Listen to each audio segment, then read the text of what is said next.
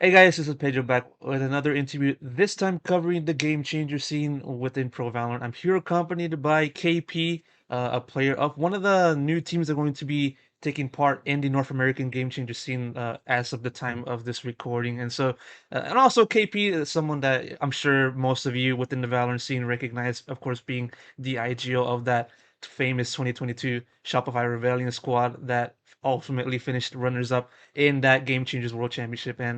But on top of that, we're just gonna be talking to them about their career and also their new team. And so, talking about the new team. Well, before we actually start off with the new team and all of the topics that I just mentioned, KP, just how are you doing? I'm doing great. I've been working on myself a lot. I've been kind of on hiatus from competing, not like anything official or non-official, but I was just finishing up my degree for college. I was getting my health back in order. Obviously, like anyone who follows Game Changers kind of knows I had health problems last year with Crohn's disease, and just kind of been figuring out the next steps from here. Um, so just a lot of life focus, but it's been good. It's been really good. Yeah, and of course, it was pretty noticeable the fact that you were away from the competitive scene since the end of 2023, and of course, you departing from Shopify, and yeah, like you already touched upon a little bit on it, in your recent answer, but exactly how was that experience for you, just focusing on yourself and not just focusing on competing and stuff like that? How difficult or um easy what it was would that be fair to say for you? It was pretty difficult, not gonna lie. Like the past couple of months, ever since the whole Shopify blow up happened and we all got released from Shopify, it's been quite difficult. Obviously, having to kind of sit on the sidelines and just not having a great opportunity to come back to competing, and also the scene, there's not a lot of org support right now. It's a lot of teams just trying to put something together, make something happen. And I mean, there's only two orgs right now in FlyQuest, and it just hurts. Like the whole way that Shopify ended was not what I had hoped for, at least. I thought I'd be a part of that org for a very, very long time. And we were like a family. So the way everything went down was definitely very hurtful. And it is what it is, when it comes to just competing, and of course, people drop players to go for a better opportunity. And of course, it kind of worked out in the way for Shopify. Unfortunately, of course, didn't happen for you. Yeah. But yeah, it was, one would say, an opportunity to rebound for you. And yeah, like um in the lead up to this interview, I was approached by you guys in particular, and but what I mean by you guys is I mean yourself and also your new team. And so, just sort of, what's this new team about? Basically, give me a general rundown of this team that you're focusing on, just covering. Yeah, so this team, right now we're going as Reformed GC.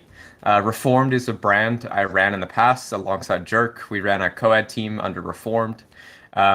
Basically, the concept is we're all friends outside of the game and in game. It's alongside, I've got Presley or Slandy. She's the former leader of the Misfits roster. I've got Riv on the team with me. She's just came to NA from Australia. She was a very, very good Counter-Strike player. She played on co-ed Valorant teams as well. So she's new to the region, lots of talent, great player. And then we have Millie, like a new young prodigy, like duelist that we found. I actually go way back with Millie. We used to be on the same like Counter-Strike team in 2016, 2017. So we go way back, like six or more years. And then to round out the roster, we needed another voice. We needed a player that could like step up, bring ideas to the table, be that like initiator type voice when like we do run a double initiator comp. And so we brought Kasler from YFPX, and they're a little bit unknown, but YFPX did just make the last main event, and they've been a roster that's been improving like every single GC circuit. So I'm really impressed by Kasler. Her comms are amazing. I think there's a lot of talent here. And the main thing driving the team is honestly the power of friendship. Like, I think the OG Shopify, like the 2022 Shopify Rebellion roster, it's giving me like that type of vibes where it doesn't really matter. Like, yeah, the new Shopify, they've got Floor and Mel and like everyone on that team's insane, right? But on our team, like we've just got it crazy like friendship power. At least that's the vibe that I feel with it. So we're kind of going at it with the fun angle, but also like I'm very confident in the squad. We've got very experienced players on the team. It's like a mixture of just it's just like a mixture of just familiar friends, familiar people, and there's also new talent, right? It's kind of how it was built, right? Yeah, exactly. It's like I've known Slandy now for like 3 or 4 years, and like me, Slandy, and Riv kind of have like the experience, like the match experience, the pro experience, and we're kind of bringing in some younger guns and helping them improve and making a better team. And you know, um, like I believe in the first month or two, I don't know how we're gonna place in these tournaments. Obviously, like I'm expecting us to do well, but if we don't win, we don't win. But I know within 6 months, this roster has the chance to be a really, really good team. Like we're gonna scale a lot more than teams that are already near their potential peak, you know? Mhm. So the way you framed it is going to be a long-term project because, of course, for the majority of these teams in the game changer scene, teams are just only going to be competing for one split, and you start off from open qualifying, close qualifiers, and then whether or not they do well or not, or maybe more so, they do not do well in the main event. They just like decide to just part and just go about their business individually, and so. Yeah, the way you framed it, it is going to be a long-term thing, huh? Oh yeah, yeah. I definitely plan on it being long term. Like obviously my goal is to after all the health problems I endured last year and like graduating college like doing college full time while competing on Shopify, like my goal right now is to take another roster back to the GC championships. Obviously, once you get there, LAN's an entirely different story. Anyone can win on LAN. So my starting goal is to just get back to the GC championships. I think it's still possible this year because the new circuit point system with the increasing points in GC2 and increasing points in GC3. Obviously, that is the goal. If it were to take longer than that though, and it takes till 2025, that's something I'm totally prepared for and totally ready for. Good things take time. That's an expression I've kind of lived by for a long time. So I'm not gonna rush this project, and I don't see us disbanding or really making huge roster changes just because of one event. Like people on this team were picked for a reason, and I really do believe in every player on the roster. Mm. So what's going to be like the lineup? What's going to be the lineup? Because you mentioned about the personalities of each player, but exactly which role are they going to play, including yourself? But of course, you're going to be the IGO, I believe in. So what's the lineup going to look like for this reformed team? Yeah, so we got Slandy. She's our main controller. She's great in the late round. You can always rely on her to like be the site anchor and then come up clutch in the late round, like whether she's lurking or just being with the team, trading out. Like she's really, really good in that role. It's a new role for her, but it's her preferred role. On Misfits, she was the initiator, but this entire time she's wanted to play controller, so she's finally getting to play her like preferred role where she frags out in. We've got Riv, Sentinel. If I could compare her the most, she is literally Flowerful 2.0. Like I see so many similarities in the Sentinel vibes. Like I've said this for a long time, but the Sentinel role you kind of have to play your own Mario Party minigame at the start of every round on defense. Like you have to do your own setup, worry about like, is the jet gonna updraft dash into my trip? Like blah blah blah, right? And she's really good at just being that silent killer, like Mm-hmm. that we need her to be. Millie, more of the duelist role. Obviously, she's like going to be the star player. We're setting her up for frags. She flexes to Raze, to Jet, to Neon. We've been having her play a bunch of different roles. Really, really impressed so far with her. This is like her first, I would say, more experienced team, and Hmm. she's really learning at a rapid pace and like capitalizing on the support util and players she has around her now. So very impressed with her scaling so far. And then we got Kazler, and Kazler fits that more main initiator role. She's very, very vocal about when we want to take fights, when we're reclearing info. She has great ideas for setups, and she's very in tune with teams' tendencies. Like, she'll notice if they keep rushing B or taking B main control, she'll come up with an idea to shut that down. And then my role is a little bit different on this team than it was on Shopify. So on Shopify, I was kind of known as the main Sova like scan initiator, but also flexing to that breach, like just the Hmm. main flash or recon initiator. Whereas on this team, my role is flexing very, very much. Like I won't give it fully away, but currently I don't think there's a duplicate agent I play on any map. I think every map I am switching to a different agent. So I'm kind of the jack of all trades. Like you might see me on another controller, you might see me on another sentinel, you might see me on another duelist even, which is something that's brand new to me, but I'm finding a lot of joy in doing new things right now. Yeah, an interesting aspect. On the flex, like, what kind of made you want to just uh go to that position? Because so you already mentioned a little bit about wanting to be in a different role in a new team and this team in particular, and why flex? And on top of that, what kind of players do you kind of look after in order to figure out exactly what kind of role do you want to play as the flex? Did you sort of just look at everybody else in the world? You just look at Forsaken and say, okay, he does everything that he can do with every agent in the game, so I'm just gonna be like that. Or was there another player that you kind of had in mind? Um, Forsaken's a good example.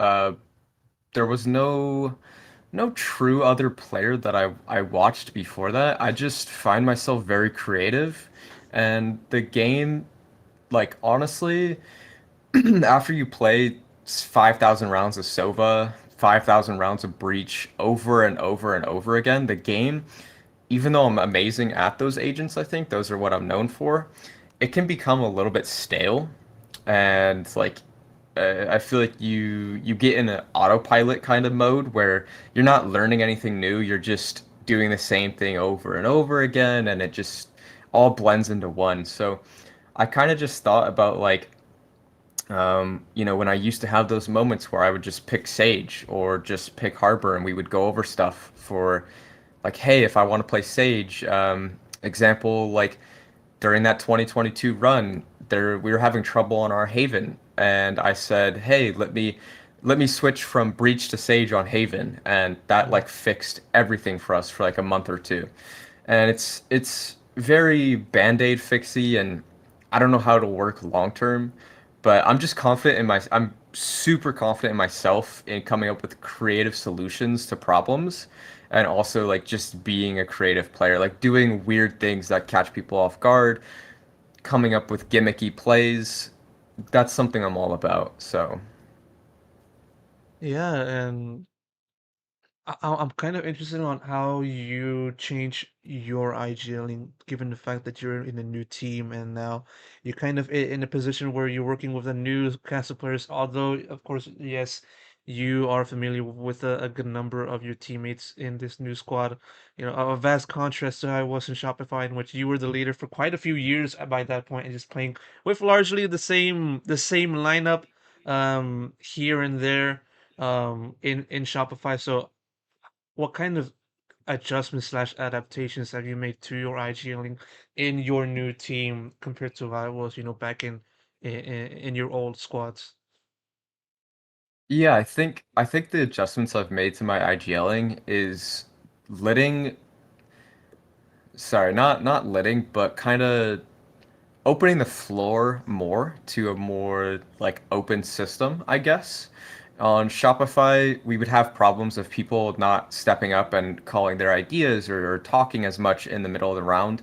So there was a lot of like, oh, like wait for KP to make the call, which isn't necessarily a bad thing by any means. But on this team, I feel like there's more times that I'm able to rely on my teammates to, if I'm dead or if I'm not seeing something. For example, like there is a map where I'm on Viper, so I'm not always with the team. I'm not with the pack. You know, I'm on that lurking type of role. And I feel like I'm relying more on my teammates to really step up and call the idea, come up with the game plan on their side of the map, and then follow through with that.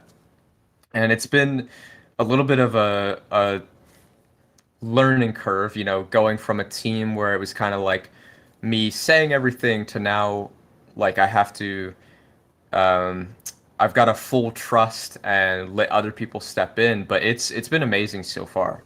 And I'm really glad we're kind of changing into that system. So although it's although sure, I say this with knowing the fact that you guys haven't played any officials up to my knowledge, of course, and I know you guys are going to be a new team getting into an already competitive region such as North America, and with all of the teams that already are playing within it as of now at the time of this recording, where do you kind of see the current place of this squad compared to the other teams within North America, those that are already established and just already contending for those two spots in this year's eventual GC World Championship. I would say right now, at this very moment, I would just put us in the middle of the pack. I'm not gonna, you know, go out here and say we're like at the top or like fighting for number one. I don't think that's true yet. I mean, we just got through our first week of practice and we went over 2 maps, and now we're doing another 2 maps. So in total, before the first qualifier, we're only gonna have a 4 map pool, which it does limit you and your possibilities a lot.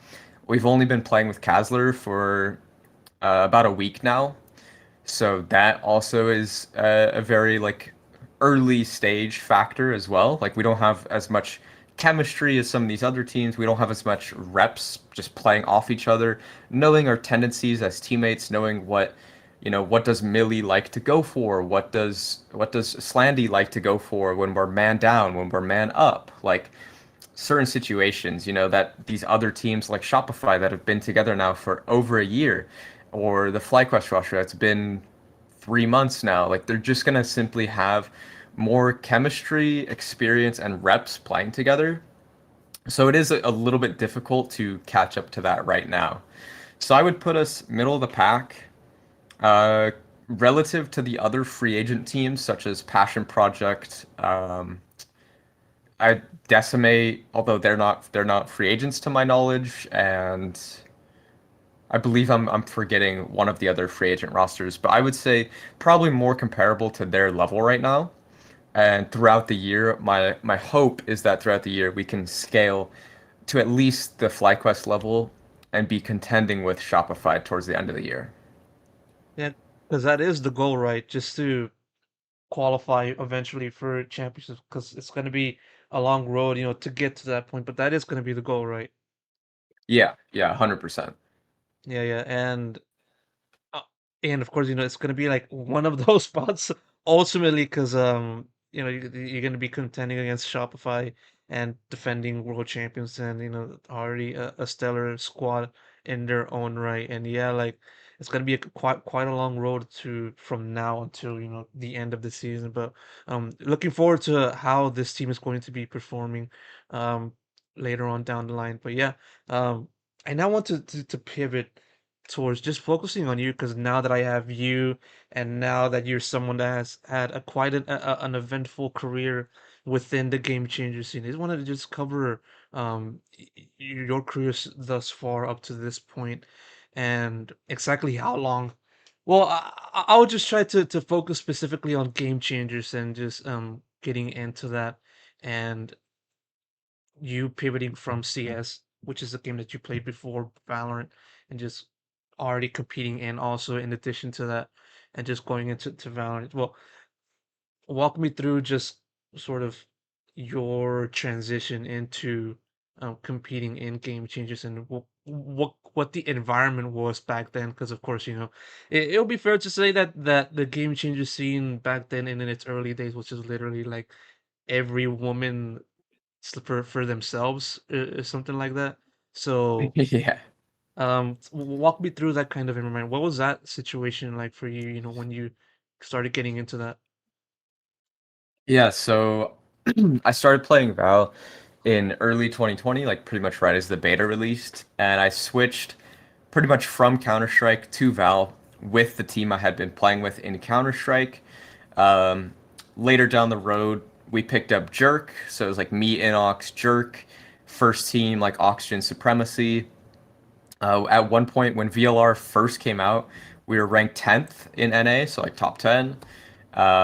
We weren't great back then, but we were playing in pretty big tournaments. Like I remember constantly scrimming, playing against the original like C9, TSM, 100 Thieves, etc. Um, and that team went on for a while. Eventually became Dreamland. Eventually became Reformed.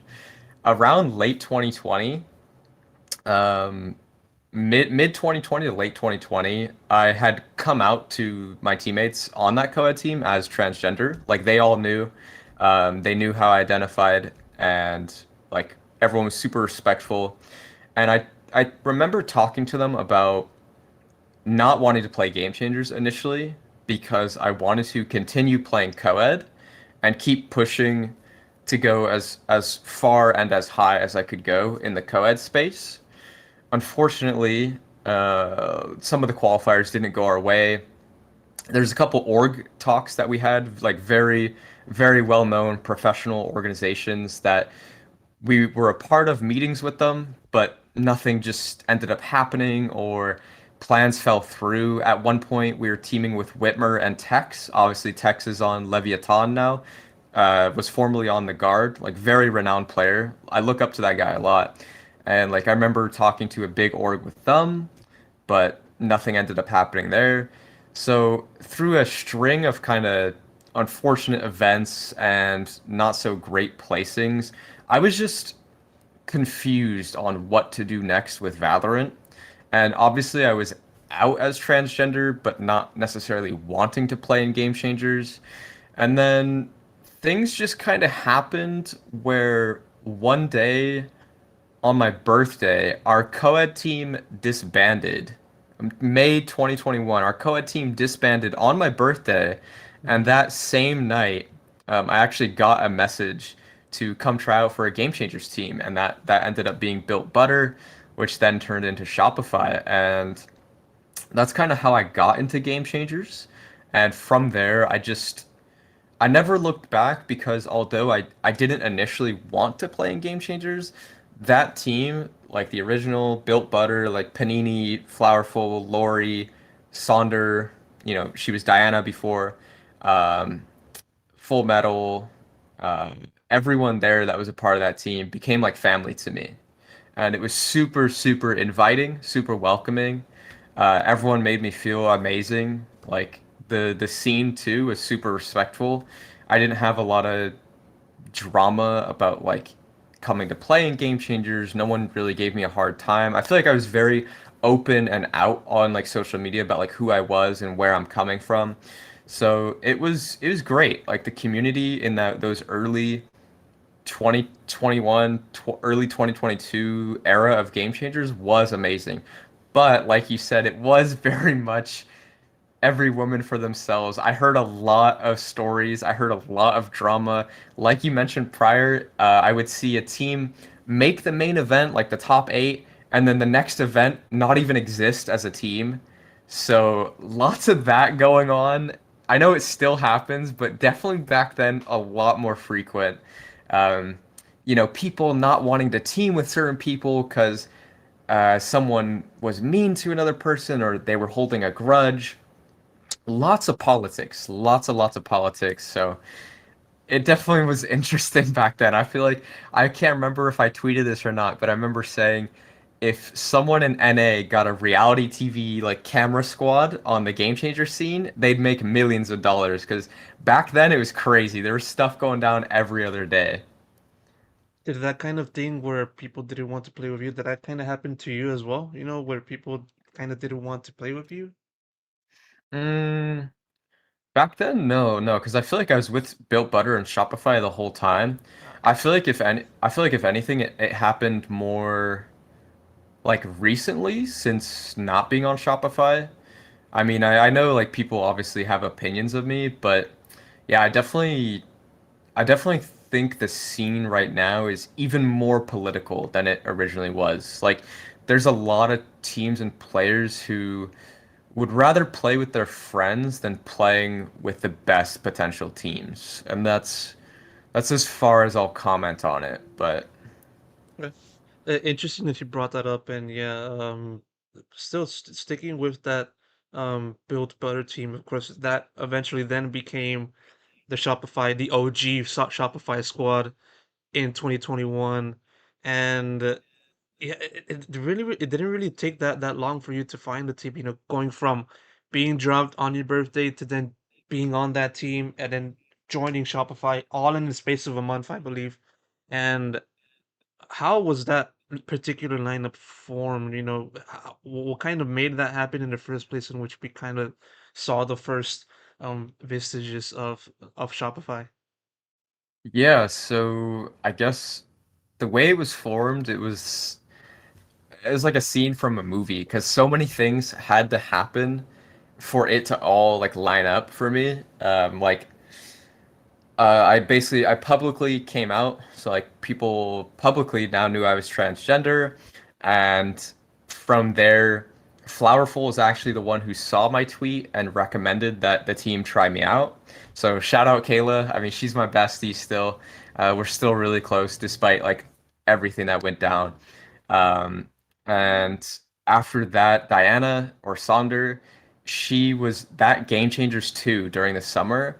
She had a family trip to Hawaii, so she couldn't play.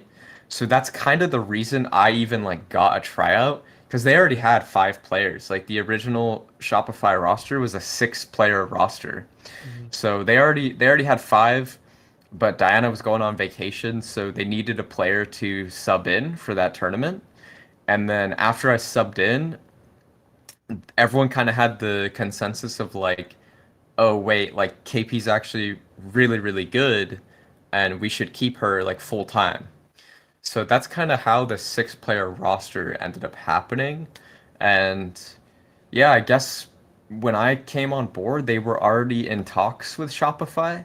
So I didn't have a huge say in anything going on. It was kind of just I tried out, they let me know, hey, we're talking to this org, Hmm. and boom, it just happened. So you were just the final woman, like joining the team. You're basically the final one making up the Yeah, squad. I was just like the final piece to the puzzle. Yeah. Very interesting, very interesting. And then, you know, from then on, team just finished third place in that first main event appearance in North America, losing to CLG Red, and then then continuing the top form well into the final series of 2021, finishing second place to, of course, a team that we'll be mentioning quite a long time, Cloud9 White, and yeah, like it's one thing to just see the team just perform well on the outset, but do you kind of envision that this team will just kind of shoot themselves right up to the forefront of North American game changers, literally from the jump, like from around the time you joined? Do you kind of expect that to happen? Yeah, I honestly had very high expectations because before I even joined the roster, when they were Moon Raccoons before, they placed second, I believe, to Cloud9 White. So I thought like, oh, okay, they're like ranked second, third right now. Like obviously I'll join the team and make them a better team. So I definitely had high expectations off the rip, especially with all the support that Shopify gives as an org, from like PCs to the travel, the boot camps, the food, like everything they took care of for us. Amazing, amazing. So I definitely had really high expectations, like instantly joining. And I feel like we followed through on pretty much all those expectations. I There's multiple times I feel like we should have beat the OG Cloud9 White in the online events.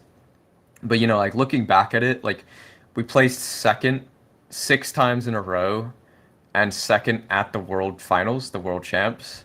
So I wish, wish I could go back and that was a first place at Worlds, but um, you know, ignoring the finals, I still feel like that tournament was a huge success. Like not only for us as a team, but the organization too. Like I feel like we did a great thing for the organization. Yeah, and it definitely was a breakout showing for yourself and also the rest of the team that make up that team. But before we get into the 2022 champs, because I do want to get to that point, I just want to just talk about Cloud9 White and just basically they were the obstacle for everyone in North America in 2021 and 2022, and one might say also its soul continuing forward with version 1 and even now the current Shopify iteration. But yeah, like as someone had to just basically try to take down Caroline White in repeated instances, be it on the domestic and international side, how much of an obstacle was this team for you, and like how much did it kind of affected you mentally? Because of course, it's kind of one thing to just it's like they're like a big hurdle for anyone to take down, both in reality but also like in one's imagination. So how much of an obstacle was that team for you and your teams?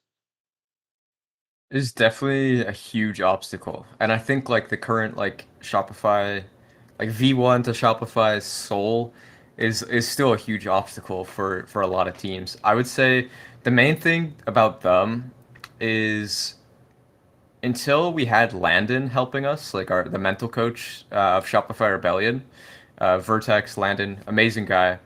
Um, it would just be like you join the server against them, and although I had beaten them on co-ed teams before, something about joining the server against them and game changers and when you're playing with less experienced players, it's their first big match or first big tournament. There's a lot of viewers watching, suddenly there's 10,000 viewers watching. It just kind of adds this like mental barrier of like playing scared against them, playing not to win, but just to not lose. And they are really, really good at like Lexi and Mel are really, really good at always getting their players hyped, energized, and confidently playing to win, right? So if you're playing to not lose and you're playing against people that just don't care and are just like playing to win, not scared, they're just taking all the risks they need to take, it really, really just snowballs like fast. And that's why a lot of those games, like, we did get our ass handed to. Like, we got stomped in a lot of the series. And some of them were pretty close. Like, some of the later series, I would say we definitely made a lot of improvements. But yeah, they just are really good at playing the mental game. I would say for me, the mental effect it had on me, you lose to them 5 times in a row. And the first 2 or 3 times, like it doesn't really get to you. It's just like, oh, like no, they've been a team longer. Like don't worry, like we'll get better. Like it's all good. And then you get into like the fourth and fifth time, and I think especially the like we beat them in GC2 with bENITA right after we added her. And then we had the closest finals ever. I think every map was overtime or 13-11 losses. We lost them like 3-1. And it just kind of like hits you like a truck. And you're like, damn, like, we've practiced for a year now. We added bENITA to our roster. Like, is this just it? Like, is this it for us? Like, can we not go further than this? That's kind of the mental toll it takes on you, especially as IGL and as a leader.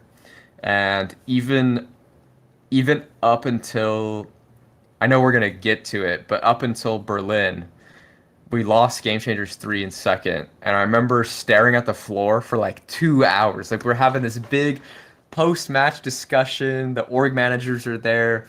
There's a camera on me. Our mental coach is there. And I'm literally just staring at the floor for like 2 hours because I felt like a lot of the time I was letting them down, right? Like I was letting the team down, I was letting the org down, but I know it wasn't just on me, and I kept reminding myself that hey, like LAN will be different. Like once you play at LAN, it's a completely different game than online. Like so that's a little bit of the mental stuff that went into game changers against them. Yeah, and even on top of that, when it comes to just you continuously receiving a defeat from Cloud9, the Cloud9 right white roster was just gaining confidence in their own right. Because of course in 2021 we didn't have a Game Changers Championship because of course it was the first year, so we kind of didn't have that.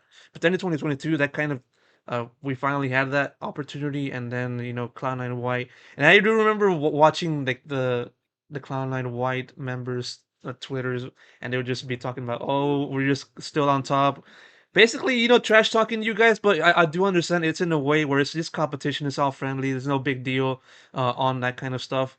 But yeah, it's still kind of a rough to just continue to keep going, even knowing, even while having a little bit of an inkling within your mind that maybe the same result's going to happen between your team and Cloud9 White.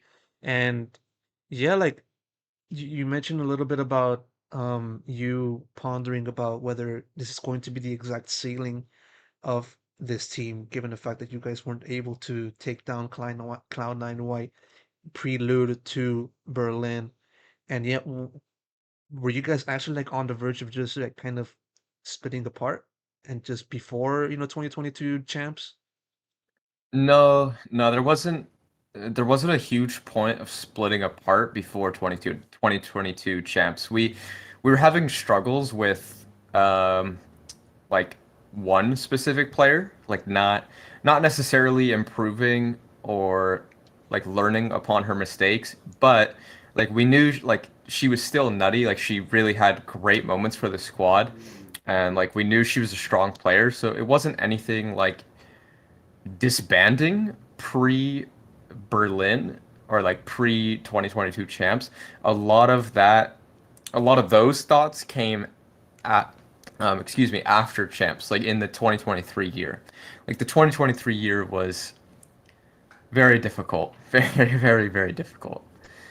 But no, like up until then, it was good. The vibes were good. We were just reminding ourselves that, hey, like it's gonna be different. It's gonna be different at the LAN. It's gonna be, that's where we're gonna win. Like we kept telling ourselves that, and obviously it did play out that way. So that was a great moment for us. And then, yeah, just couldn't win out that final.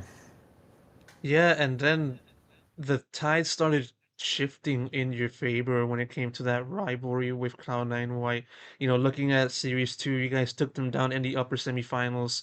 First, I believe, first ever team, first and only team to actually make that happen. Oh, well, then again, there was that disqualification in that in that open qualifier at that one point. But I mean, it wouldn't be.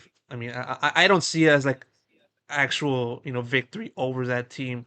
Right, right. Yeah, nevertheless, um, tides were turning in your favor, and then you took them down there, and then later on in champs. But when it came to just you guys taking down that C9 White roster in that upper semis affair, what were some of the did you get like any kind of ideas that kind of helped you then figure out that team uh from that early point then towards champs, you know kind of ideas, what were they, and how did you kind of execute them and just kind of utilize them? Yeah, like Rob and Finn, like at that point we also added Finn to the roster. They obviously came up with the game plan for us and helped us figure out that team a lot. The main thing is when they added Bob to their team, they started playing extremely slow and methodical, which isn't a bad thing. I think it's the better way to play the game. But we kind of knew, like specifically with that roster in 2022, Bob was always across the map. Like, um, you think about good lurkers in Counter Strike, and it's like Get Right, ZipX, like old school lurkers. Bob was literally Get Right from 2015. Like if you killed Bob, the team was on the complete opposite side of the map, and vice versa. If you saw the whole team, Bob was, if you saw the whole team long B on bind, Bob was showers, like guaranteed. And once you just figure out that you're just playing basically a 5v4 on your defense because they always have a player just across the map lurking, it was very easy to just get in their face and like uh re-aggress them because the main thing I've always said this about C9 White, V1, and now the new Shopify. You can't let them do what they want to do. So many teams lose against them because, okay, I will say this is not an ego thing, but I'm the only IGL in Game Changers to beat the Mel Lexi core multiple times, right? Not just once, it's multiple times. No other IGL in GC has taken them down multiple times. And I think it's because too many people are afraid and they just play scared. They play to not lose, as I was mentioning earlier. And they just, you'll see on their defense, they sit on site, they don't take any risks, and they lit, C9Y, V1, Shopify, those cores, they let them do whatever they want.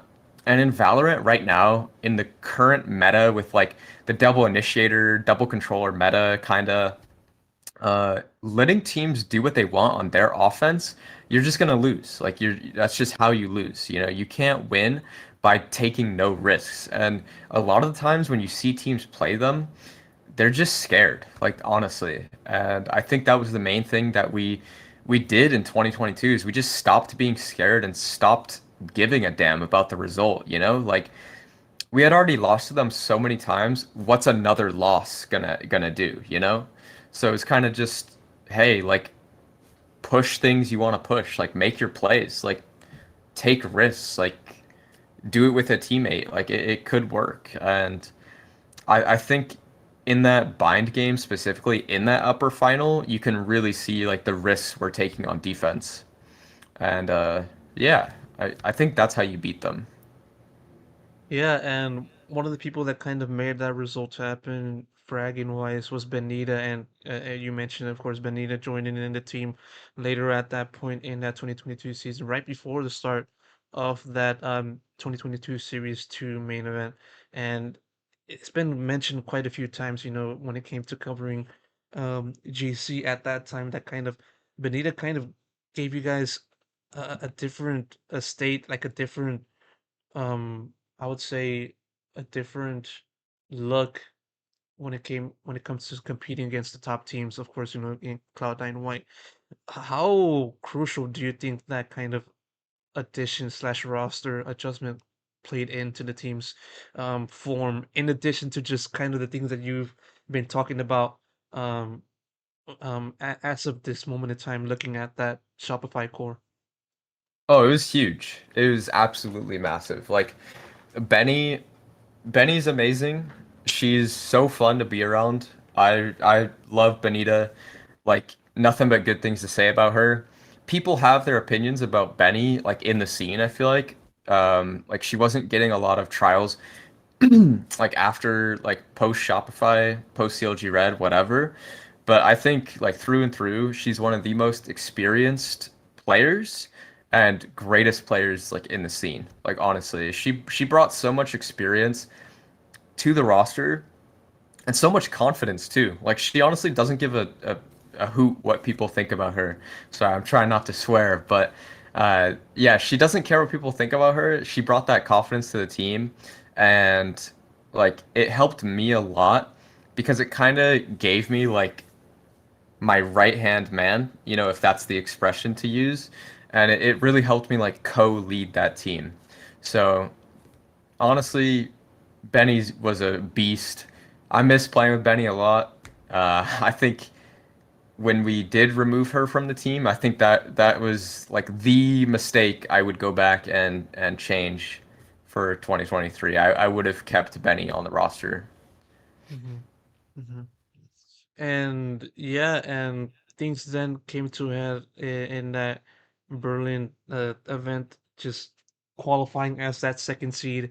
to Cloud9 White because, of course, by that point they were undefeated on the domestic side, and yeah, like getting into it, facing off against international teams, vast contrast to what I was leading up to that, only facing the North American squads in the main event for the past 2 years, and well, so many things I could start off with just that, but what were your kind of your expectations for this team when it came to just competing in champs, taking in the entire scene of just being in a LAN?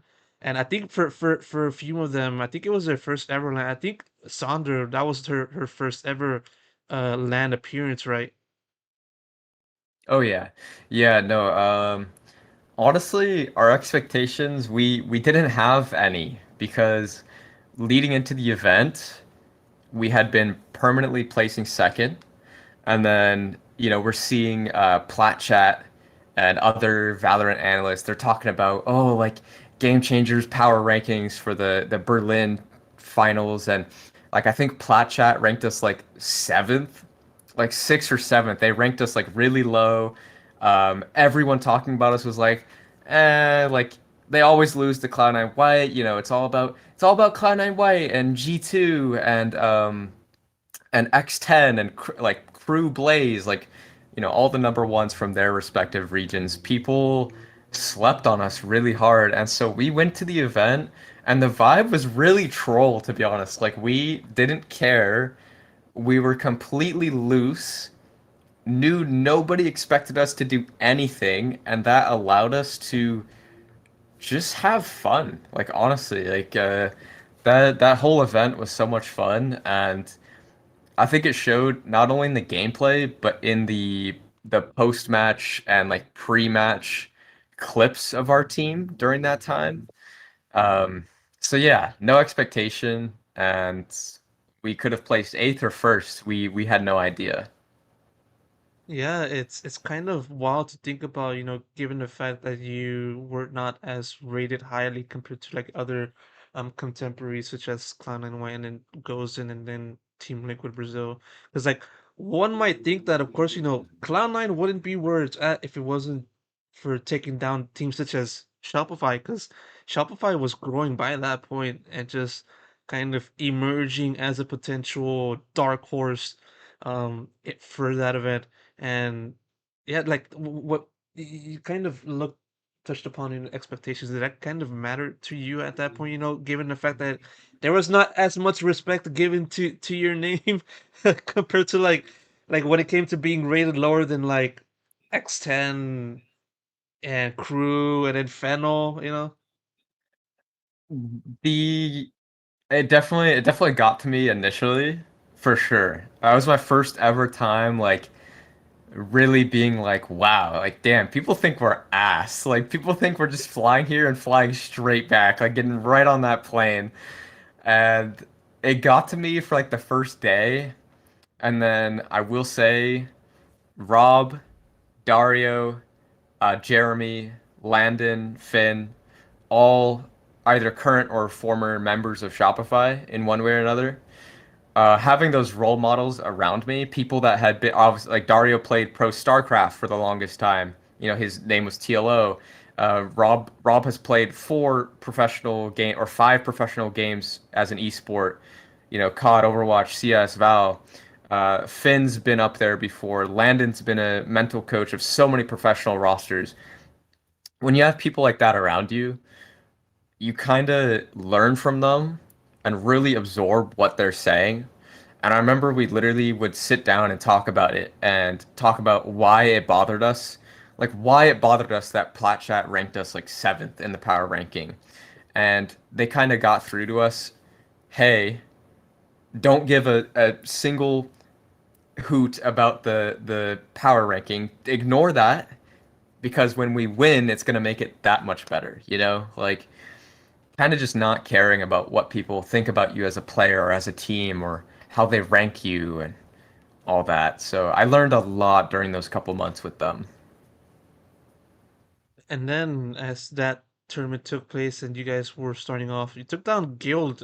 GC, which I believe they were the reigning EMEA champions because they took down Gozen in that EMEA series main event prelude to the Berlin Championship. But then after that, you guys lost to TL Brazil upper semis, then going down to the lower bracket, and then going on in that lower bracket run to the grand finals, and then quite a massive turnaround in form. Even by your standards, and when it came to just competing in that tournament, when did you start getting the idea that maybe this team was going to perform or maybe reach to the grand finals? What kind of moment can you kind of pinpoint in which that kind of thought process started raining in on you? The exact moment I knew we were gonna make the grand finals was right after we beat Cloud9 White in lowers. Like there had been inklings in my mind before. Obviously, we lit the upper match against Liquid slip through our fingers. Like I feel like we had that, and then we just kind of were too anxious to win, just kind of threw it away. And we beat X10. There's a moment during the X10 game where I was like, dude, no way we're going home like right now at like sixth. Like no way. Like they were running us down on Haven every single Yes. round, like running into our spawn, and I was like, yo, what am I playing against right now? Like these guys are crazy. Like it's just a completely different play style. And I remember when we came back from that 9-3 or like 10-2 Haven game against X10, I was like, whew, like okay, we got this. We got this. And then the next day, like that night was like the night before D-Day. I've described it before. Like I feel like there was a silent agreement. Nobody was talking about the C9 White match. Like we knew we had to play them the next morning, and we were just like we were just eating food that night in the hotel and just staring at each other, just kind of thinking about what's to come, not talking a lot about it. And then yeah, once we started playing, I honestly don't remember like anything about the game. The whole C9 White series is black in my memory. And I think that's like a good thing. But the moment we beat them, we all started popping off. I remember backstage we were all saying like, "Oh, Liquid's done. Like they're done now. Like after we beat C9, no one's beating us now." Like, and I think that showed. I mean, we like decimated Liquid like right after. Oh yeah, for sure. Definitely just went on the forum, and it's rough thinking about that championship tournament from my perspective because I had to go to a different country, so I wasn't able to cover it remote. So if only I was able to interview a few of you guys during that time, but such is the case. But yeah, taking down Cloud9 White and just finally doing it, on the international stage, everybody looking at you guys and just everybody watching, just finally seeing the potential of this team, finally giving fruit after plenty of failures, plenty of defeats to that same team. I mean, you already a little bit touched upon it, but uh, how was that for you? Just to finally be the one, be the IGO to take down such a well-regarded, well-renowned, and just kind of legendary team. Oh God, to send them home in that fashion on that stage, top three moment of my life. Top three or top five for sure. Like that was just the build up, the struggle, the team arguments, the team discussions, the hard work, everything that went into that felt like that moment was the determining factor. And I know for them that probably was like one of their like worst moments, one of their like lesser moments. So I don't want to like gloat too much. Like obviously it's competing, like someone always wins, someone always loses. But it did feel good after being on the losing end for so long and just getting beat down on like obviously I'm friends with everyone on that roster. There's no hard feelings at all, but after being beat down on Twitter for like a year straight after your losses, it did feel kind of nice to send it back the other way, you know, just for once. Oh yeah, for sure. And then, in the midst of the celebration, of course, there was one person that kind of flipped everybody off, and then of course I'm talking about the rob-wiz incident, and an infamous moment, which when I saw, I was like, I mean, of course, it's the heat of the moment. Of course, things like that are going to happen, but for Riot, of course, that then led to your coach's suspension in that grand finals against G2 Gozen, and even to this day, I'm kind of like a little bit bitter about that because it's just a middle finger. Like, why would that warrant such a suspension? You got to pay attention to what it was, the dynamic between Shopify and Cloud9 White, in the lead up to that moment. And like, yeah, like, walk me through that kind of experience from your perspective. Are you still bitter about that, given the fact that it kind of contributed to the team's, loss in the subsequent finals? Yeah, and from my perspective, it's hard. It's very hard not to be bitter about that, and a couple other things that have happened to us in like GC in the past year. Um, that specifically, I can't go into the full detail because A, I don't think it's worth it, and B, I don't want any bad blood, any bridges burned. But uh, the whole community was already on our side to begin with.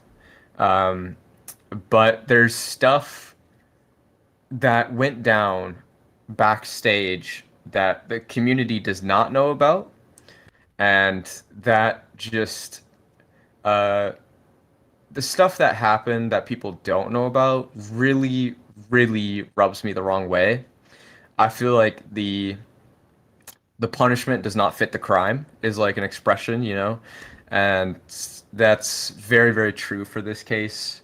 Um, a lot of feelings there, and obviously I don't think it entirely screwed us. I mean, we still had Finn on the grand final day, and Finn, phenomenal coach. I mean, I have nothing but great words to say about Finn. We used to be former teammates. He's still a great friend. We talk almost every other day. Um, I think Finn did an exceptional job for someone who up until that point had never been a head coach to step into your first head coach position immediately onto a LAN grand final stage.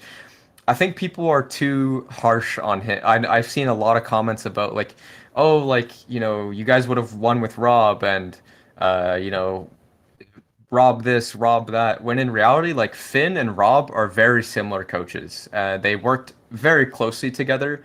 It's not like Finn is a pure analyst. Finn is a great mediator in team emotions and getting people to work together. Like he's great at recognizing when a player's down and when a player's too up. Like you can get too excited just as you can get too down on yourself. So I don't think it's entirely fair to when people still, because I'll be in a rank game sometimes, and this happened just the other month. Someone in a rank game said like, "Oh, you guys would have won with Rob." I don't think that statement's entirely fair, but yes, I am still bitter that like we didn't have Rob on that day. It's hard not to be. Yeah, and ironically enough, you guys were ahead in that finals, 2-0. Looked like the team was going to finally um uh, uh, um exercise all of the past demons and just win the world championship outside of everyone's expectations, my own included. But then, maps 3 and 5 is just basically G2 dominating, not giving you guys any a modicum of like comeback or any semblance of just having that feeling of doing a turnaround. And yeah, like just walk me through that grand finals, especially in that map 3 and 5. What do you think caused the team to just kind of shut down, in that latter stages of that series?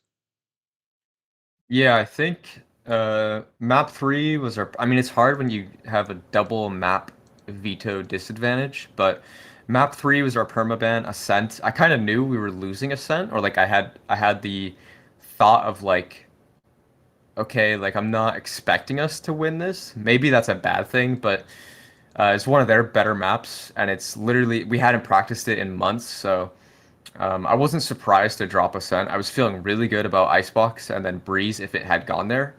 I thought we were gonna close it out on Icebox, and I don't know what happened, if it was just a energy dip or different comp because they ran the Fade Raise. Something happened in the mood where after we lost Ascent, people stopped trusting the setups, lost confidence, um, et cetera, et cetera. And going into Breeze, our mistake was we had been practicing with the Neon on Breeze. Like Sonder, her breakout tournament, that was Neon. Like that was the storyline of the event. She was playing the Neon on Haven, on Pearl, Fracture. Like it was looking really good for us. And we were supposed to run the Neon on Breeze. But up until that point, we had not played Breeze yet in the tournament.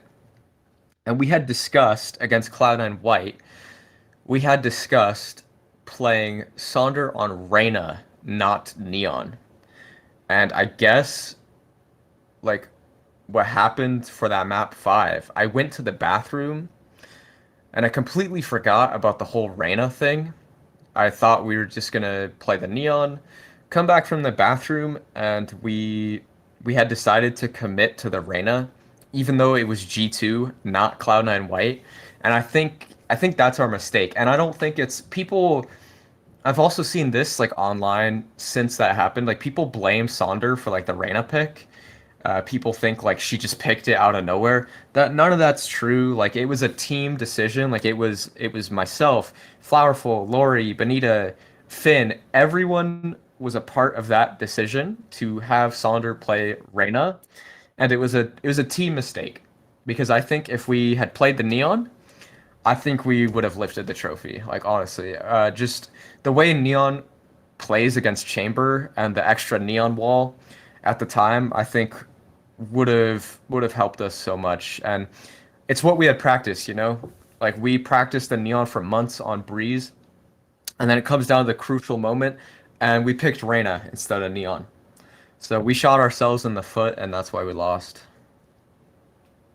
Yeah, and as such, finishing runners up, getting so close to winning the inaugural Game Changers World Championship, and yeah, a pretty tough pill to swallow, but it's one that I don't think anyone would be sad about, looking at your contribution to the team as the IGO, getting from being disregarded as um someone that wouldn't be able to make any sort of noise in that tournament to then finishing runners up, almost taking it the entire way, winning it all, almost doing it in a clean sweep. But of course, in a sense, whatever. But yeah, like uh, now that we're roughly almost 2 years on from that event, or more so that entire 2022 season, that kind of roller coaster 2022 season. How do you look back on that, as someone that kind of grew because of it in various ways? I look back on it with a lot of proud thoughts. I definitely grew a lot as a person and as a player. Things I'm really happy about. To be honest, I still haven't watched the VOD of the finals, like the Hmm. specifically like the map 5. I've watched everything but the map 5 finals. I can't bring myself to watch it. I don't know if that's a bad thing that I just need to get over, but yeah, definitely more happy and proud about it than sad. I think it was a good time, a good year for not only me but the other players involved and the org too.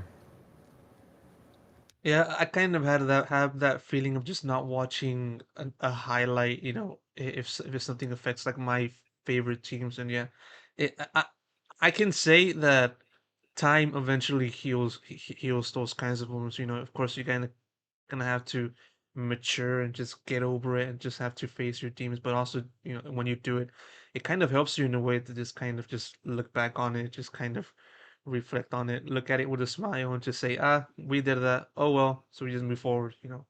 I mean, Yeah. of course, I'm not you, but some advice I can give to you is just kind of just time eventually heals it, especially like on the competitor front. So I wouldn't worry too much about that, to be honest. 100%. Yeah, for sure, for sure. And then from then on, we go into 2023, and then of course not exactly the same as it was in 2022, and then you guys having to execute some few roster switches, bringing in Sibui, and then bringing back Panini.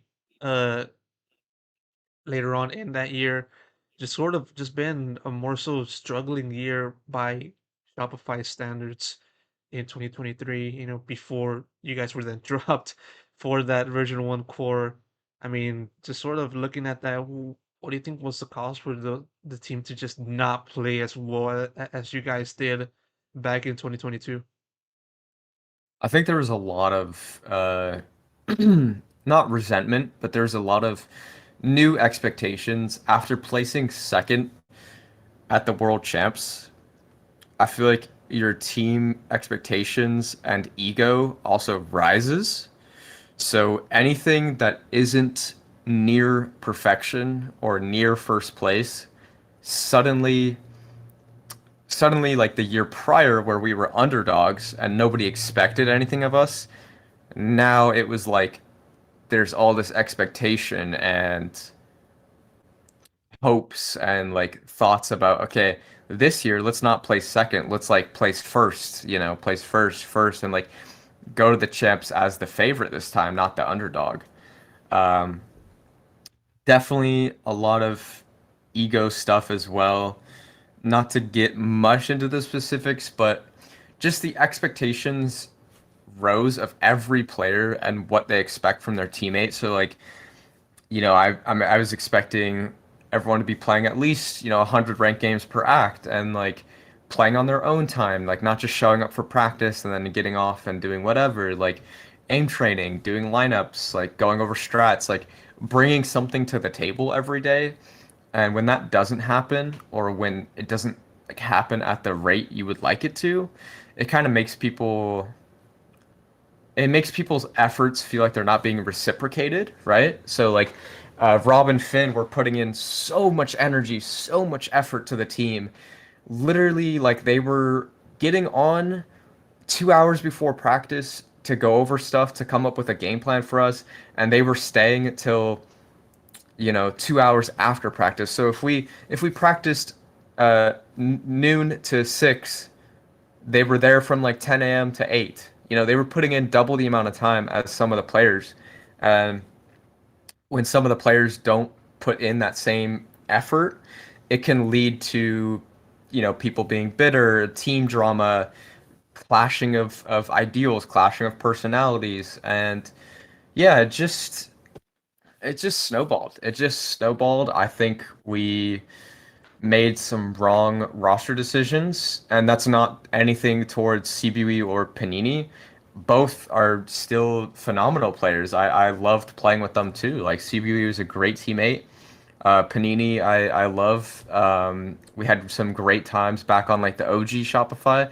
Was really happy to bring her back. But looking back at it, I think the stability that we had with bENITA was like pinnacle to the team's success. Like she really brought that like team mom kind of vibe. Like I'm not saying that's for her age, but just for her emotions and maturity level. She really kept everyone grounded on the team, and that was just crucial. That was crucial. Yeah, and as such, you guys weren't able to face or kind of reach the same points as you did back in 2022. I think a good moment to kind of encapsulate that kind of moment is Series 3. You guys were in a position where you had to win the I think you guys had to at least finish as second to then accumulate enough championship points or circuit points to then qualify for champs. And then you guys lost to EG, which had Lori, your former teammate, and just have her, take that team, move over to champions on her own right, and just leaving you guys by the wayside. And yeah, like uh, just 2023, just how much did it kind of help you kind of recognize the kind of difficulties when it comes to just trying to follow up the success of 2022 and just trying to remain consistent at the top? What were kind of the takeaways you felt you had to go through the hard way to make that kind of adjustment happen for you? Yeah, definitely. Yeah, it definitely helped me learn a lot about not getting caught up chasing something you lost, you know? Like,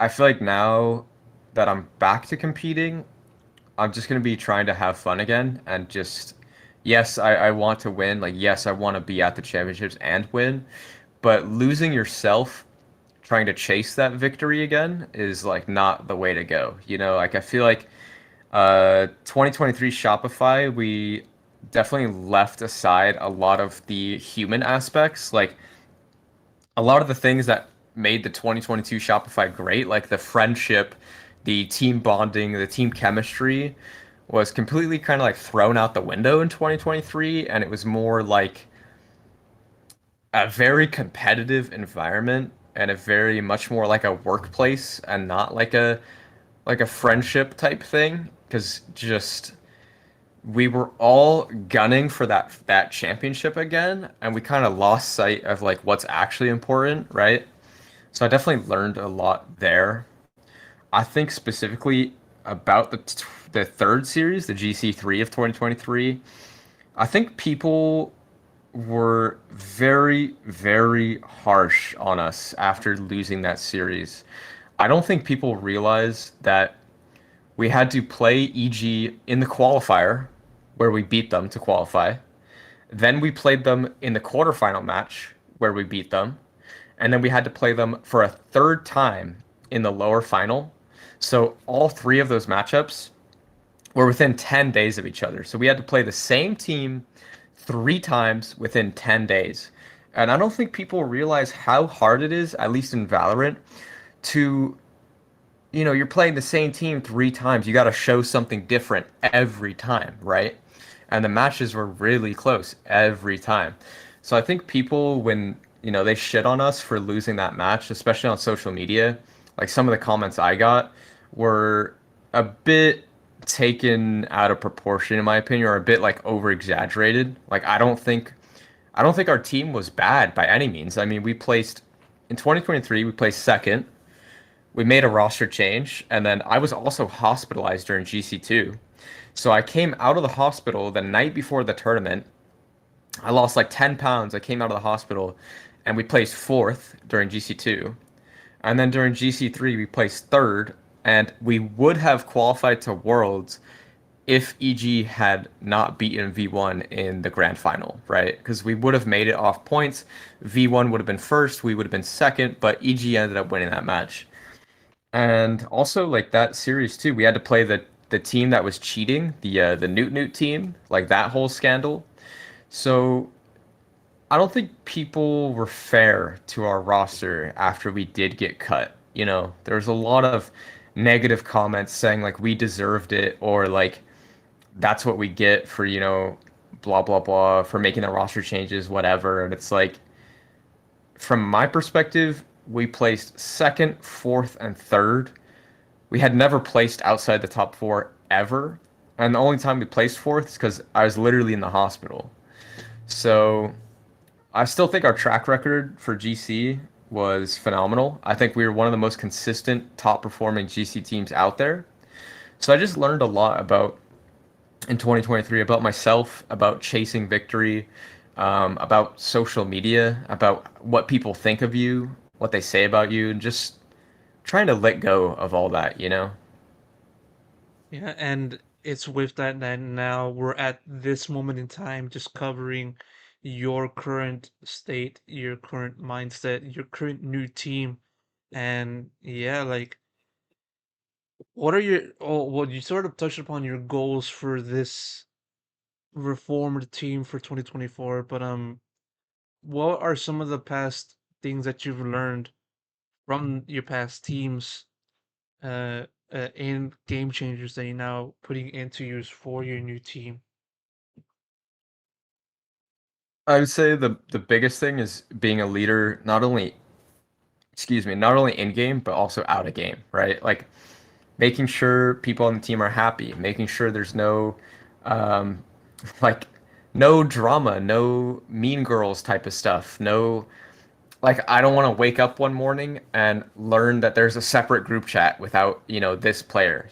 No more of that stuff. Just really being a leader through and through.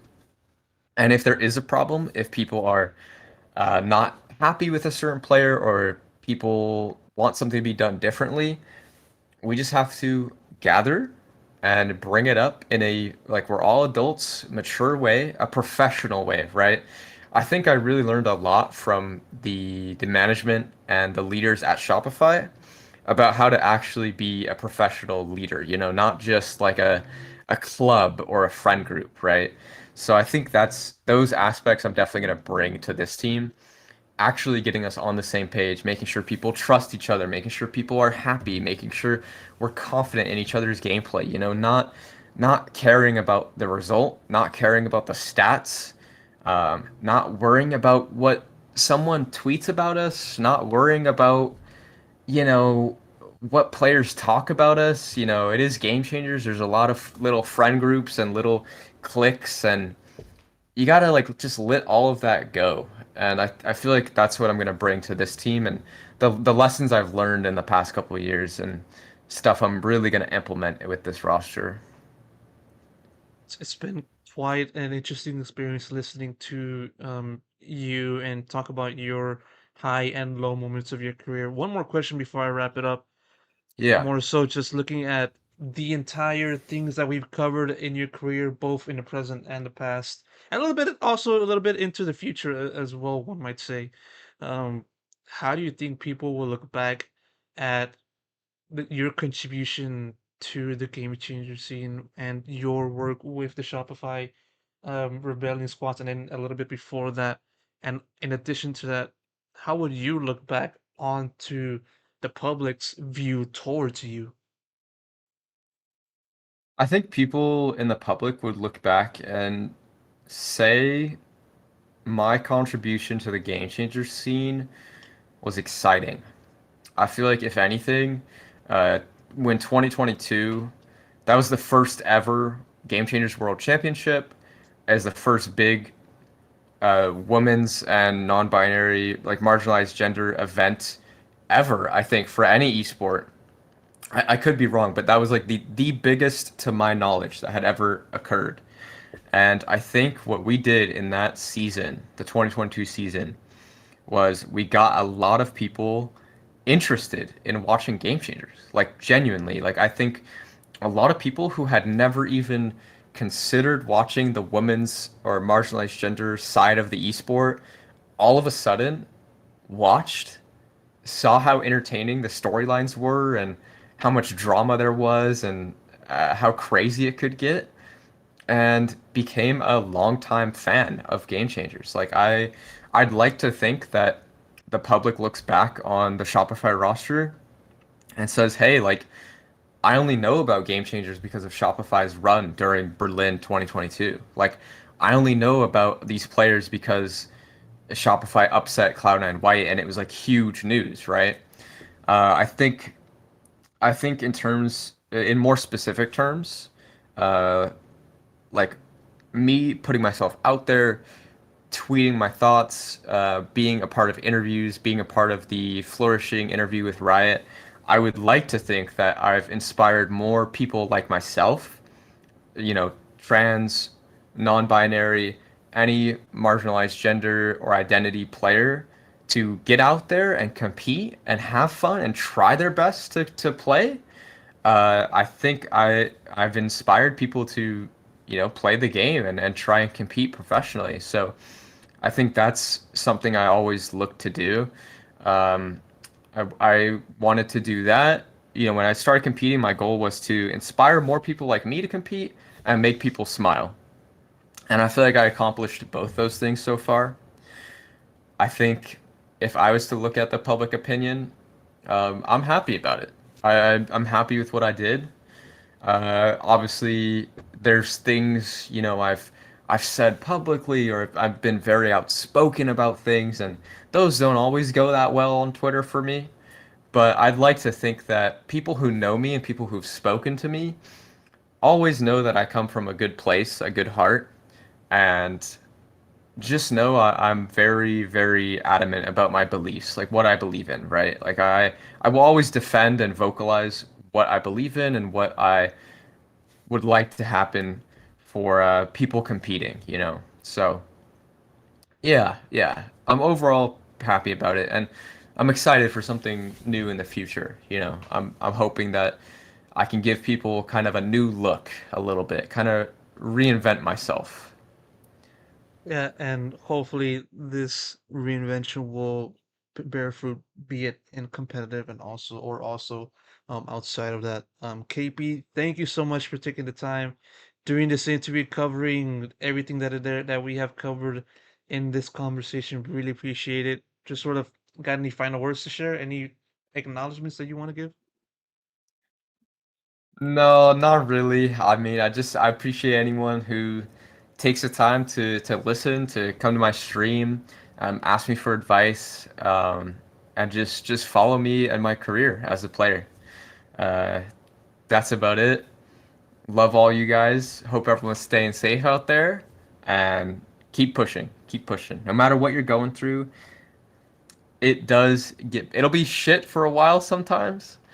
It does get better. It does always improve. So just keep pushing, keep striving.